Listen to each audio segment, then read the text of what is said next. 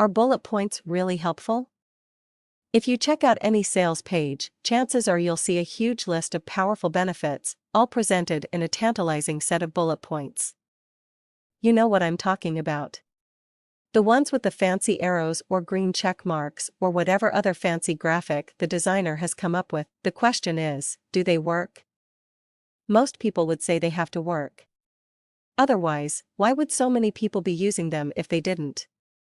After all, the best way to sell a product is to list as many benefits as possible to really jack up the value, right? Well, yes, and no. Yes, you want to increase the value of your product as much as possible in the eyes of your customer. But there are many, many ways to do this.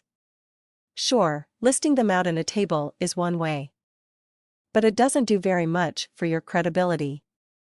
What if your customers don't believe you? For a lot of us, simply reading a list of things that may or may not be true won't be enough to convince us.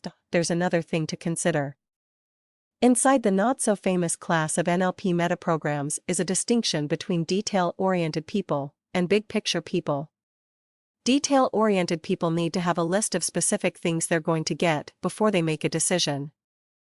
For these folks, a concise bullet list supported by testimonials is the perfect way to convince them. However, for the other group, the big-picture people, these lists won't do squat.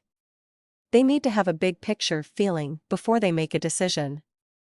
Unfortunately, if you're selling to these people, then creating that feeling is a lot more difficult than just coming up with a big list of things and jamming them down the customer's throats. You've got to describe the overall collection of benefits. You can do this through various stories, explaining how other people have gotten a lot from your products, or simply telling them a story of how you created the product and started to provide it to others. How do you know the difference? 2 ways. One is to do tons of research. Read forums, pore over all the social media you can find, and try to make a determination which way is best. Or you can do it the easy way.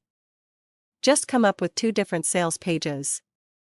One that targets those who need specific information, and one which targets those who are more after the big picture. Just do some split testing, and you'll have your answer.